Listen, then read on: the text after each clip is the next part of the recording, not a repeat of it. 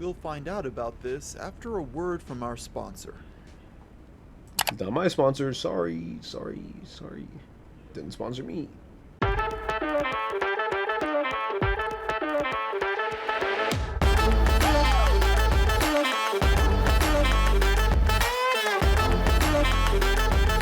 So I found this video, The Heartbreaking Story of Jessie Slaughter, Internet Mysteries. It's a pretty short video compared to Chris Chun's, so it ain't gonna be nothing crazy. All I seen was that one clip where he was like yelling at the camera. Our story today begins on the website Sticky Drama. Though it's long since fallen off, it was once a popular forum to talk about internet celebrities. We start here because on July 10th, 2010, a poster accused the vocalist of the band Blood on the Dance Floor, Davi Vanity, of having sex with an 11-year-old named Jessica Leonhardt, known by her online alias, Jessie Slaughter. This girl was a minor online celebrity at the time, with her being active on both MySpace and Stickam. The post alleges a sexual relationship between the two. Surprisingly, much of the forum condemned the young girl rather than the adults in the situation. That's crazy. Jessie was quick to deny the allegations, responding to the thread only 2 days later. She states that her and Davey were only friends, and then angrily revealed that it had elevated to the point where her mother had seen the accusations. She typed in a forcefully quirky, nearly unintelligible style, not uncommon for her age.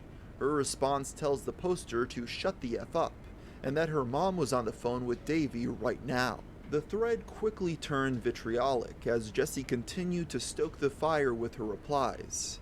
This would become a theme. As more and more posters began insulting her, she decided it would be best to address them in a video on her YouTube channel. I'm hoping, since I don't hear much about her now besides the whole Chris Chun thing, I'm hoping that means that she either got out of it and she made her way out, or something a lot worse. And I'm hoping that I don't even have to say it. Calling out these haters. Haters, stop hating on me. You're just jealous because I'm perfect and you're not. Nobody else can be this pretty with no makeup on. She reminds me of every Dan Schneider, female bitch character. You know what I mean? Like I can see her in iCarly. I can imagine it. It has died off because she got away from it. Okay, that's good. Spoiler alert, but that's good. Whatsoever. In this expletive-riddled rant, she exclaims that despite reading all the comments, she doesn't really care. She then makes a handful of inflammatory statements, such as the now infamous, "If you can't stop hating, you know what? I'll pop a Glock in your mouth and make a brain slushy." The video is filled with many vulgar That was kind of hard. Though. but quote-worthy moments, all delivered by a literal elementary school student. So naturally, it wasn't long before it caught the attention of 4chan. That's crazy. When I was in elementary school, I was playing with Tenkai Knights in my desk while the teacher was teaching. When I was playing with Lego Ninjago on the recess, trading my full potential Kai for a full potential J.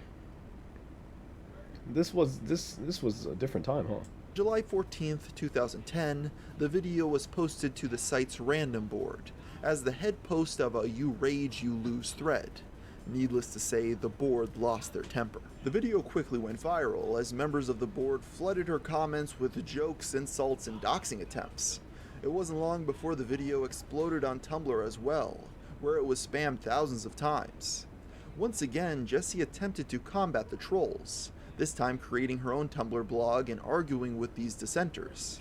She attempted to destroy them with witty comebacks, though most usually fell flat or made no sense. Jessie, being a child, was very trusting and gullible, and in spite of this ongoing flame war, she continued to accept all friend requests on Facebook. This apparently included requests from accounts that were not so subtly referencing pedophilia. It wasn't long before frequenters infiltrated her Facebook, gaining access to all of her personal information. They were able to find her email and home address, to which she was promptly doxxed. They began spamming hate emails and bombarded her household with pizzas and UPS packages. They even I'm just saying, you guys can bombard my house with some pizzas, maybe a few nachos. You know what I mean? went as far as to hire prostitutes on Craigslist to visit her household. This was enough to set Jessie, and perhaps more importantly her father Gene, over the edge. That night on July 15th, he was sent pizza and women. Jessie uploaded her tearful response video, which has since become infamous. Okay, you guys, this is Jessie Footer, and You I know just what? wanted to say that you guys have ruined my life. First, I'm gonna this tell is you my right now. dad. This is from her father. You bunch of lying, no good punks. And I know who it's coming from because I've backtraced it. And I know who's emailing and who's doing it. And you've been reported to the cyber police and the state police. So you better write one more thing or screw with my computer again. You'll be arrested. End of conversation from her father. And if you come near my daughter, guess what? Consequences will never be the same. You lying bunch of See, my house has been like this ever since everybody's been posting stuff about me, okay? What did she This do speech again? instantly cemented itself in meme status. Numerous famous quotes spawned from the video, including "done goofed," "backtracing," and "cyber police," which propelled it into infamy. Soon, I backtraced it. The cyber police are coming. That's kind of single-serving funny. joke sites were launched to mock the speech, such as youdongoofed.com and becauseIbacktracedit.com. Gene's speech single-handedly boosted their exposure tenfold. As for the validity of his speech itself, his threats were not entirely unfounded. As 4chan would soon learn, police had actually been alerted to the situation. The next day, trolls began spreading misinformation regarding Jessie, using what's called Google bombing. Essentially, it is the falsification of Google search activity to manipulate the site's autofill. They Google bombed so the search "Jessie Slaughter given PCP by her father" would appear. This claim, of course, was entirely baseless. The hoax was picked up by some news That's not relevant, organizations, dude. however, as they debunked it in an attempt to combat its spread. On July 16th, Gawker posted an article discussing the controversy, titled "How..." Can you guys hear my stomach rumbling? Okay, you guys, this is Jessie Footer, and You I know just what? wanted to You know what? You know what? You know what? I'm gonna tell you right now. You know what? You know what? I'm gonna tell you right now. You know what? I'm gonna tell you right now. You know what? I'm gonna tell you right now. You know what? I'm gonna tell you right now. I'm gonna tell you right now. I'm gonna When's the tell you beat gonna right stop? now. Drop. This is from her father. You bunch of lying, no good punks. And I know who it's coming from because I backtraced it. And I know who's emailing and who's doing it. And you've been reported to the cyber police.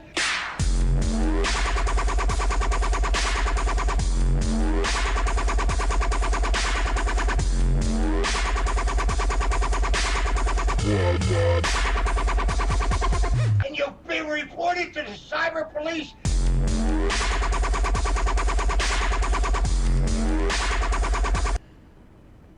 We're done with this. We are finished with it. Thank you, Amo. Thank you for sending me this. How the internet beat up an 11-year-old girl. Huh? This would lead directly to the following development. 2 days later, it was People are reported too that creative. Jessie had been placed under police protection. This came after days of constant prank calls, hate emails, and death threats. Allegedly, criminal investigators truly were backtracing the phone calls, and a court ordered her to stay off the internet for the next 3 days. The family was now under constant police surveillance. Later statements from the Florida Police Department revealed that their investigation was not related to threats of violence. In fact, their spokesperson even stated that there were no death threats or threats of harm in any way. According to them, the investigation was in regards to pornographic images of Jessie that had been referenced in prank calls. With the family under constant police surveillance, things inevitably slowed down. The only footage to be released for the next few months would be from a third-party source. A tiny chat user who had logged into the same chat room as her recorded a heated argument between Jessie and her father. It was uploaded to YouTube in August. Jessica, I don't trust anybody, especially your friends. You can tell them all that on the internet. They're a bunch of untrustworthy little brats. It sounds like a supervillain from like a 90s cartoon. But why did every nigga back then have this haircut, bro? Like, god damn, be original. And then lie about their ages and they belong off the internet. Every one of them fired. It's 12. Lie! After this, there was silence, and for quite some time, people thought that it was the end of the story of Jessie Slaughter. But little did they know things were going to get much, much worse. We'll find out about this after a word from our sponsor. Not my sponsor. Sorry. Didn't sponsor me. For a while, things seemed to be fine. In the meat department online, why are there Lunchables in here? Finally dying down for Jessie's family. But in February of 2011, Jessie's father was arrested on charges of child abuse. According to police reports, Gene slapped Jessie in the mouth during a heated argument, causing her to have a bloody and swollen lip. He claimed that he had only struck his daughter after she had punched him. He was She's quoted an as saying 11-year-old that the blood child. on her face was fake and theatrical blood. He pleaded not guilty and was released on a bond of $5,000 the following month. The family 11-year-old punch you, so you slapped? What? was dysfunctional, and this became clearer as time went on. An article by The Smoking Gun would reveal Jessie's history of behavioral issues. She had thrown temper tantrums at the thought of internet access being prevented, and she had a history of posting suicidal messages on her Facebook. Despite her lack of access to the World Wide Web, the incident continued to affect her real life. A police report showed that her notoriety had led to a bomb scare at her school. A little before this, Jessie appeared on the television program Good Morning America. She discussed how the videos and the reaction to them changed her life. She also revealed that she would begin counseling. I think that it's completely wrong that people would taunt somebody to some degree that they would actually kill themselves over it. And that's actually completely wrong, and whoever is doing it should be locked away for a really Your long Honor, time over it. How Now was a Jessie fair fight Slaughter, between me which and is my actually little her child? screen name, is about to enter counseling. But these viral videos may just end up haunting her forever. 4chan, in preparation for the mainstream attention they'd be getting over this GMA interview, began Operation Bipolar. The idea was that they would pretend 4chan was a family-oriented website. Included was an image sticky to the top of the board, sarcastically encouraging a family-friendly community. The moderators set the Good Morning America theme to play in the background as well. Later on, a video of Jessie was uploaded by one of her real-life friends. Look at these computers. God damn. Here she apologizes to the band Blood on the Dance Floor for accusing them of sexual abuse. This is strange, however, as she never seemed to be the accuser, having denied the allegations right from the start. You got Jessie something then to do with it, states don't that you? she is now in foster care, after being put through several mental institutions. She was still given no computer privileges, hence the different uploader. At around the same time, Jessie's father, Gene, suffered a massive heart attack in his home. He died at the age of 53 years old. It's possible that the immense stress from the controversy had an impact on his health. 4 months later, in January of 2012, Jessie appeared to have finally received her computer privileges back. She quickly created a new YouTube channel and Tumblr account. Upon returning, she became a rather typical browser. Oh, and she was also planning on changing her name to Damien. As if things couldn't get any worse, it was revealed that in 2017, the now infamous YouTube star was diagnosed with fibromyalgia and was extremely sick and wheelchair-bound. With all that being said, however, there is something to be mentioned about a sinister undertone to this entire story. This shit's sad. Remember how this all started when Jessie was first accused of having an intimate relationship with Davi Vanity? Well, That is how this shit started. What the fuck? So she basically got bullied. Because she was... What the fuck is wrong with 4chan, bro? since then, multiple accusations have come out against the vocalist. Allegations with much more substance than before. In an article from the Huffington Post, the author alleges he had spoken to a dozen women, who all claim the musician had sexually assaulted them from 2006 to 2015. If these allegations are true, this puts a new disturbing light on Jessie's story.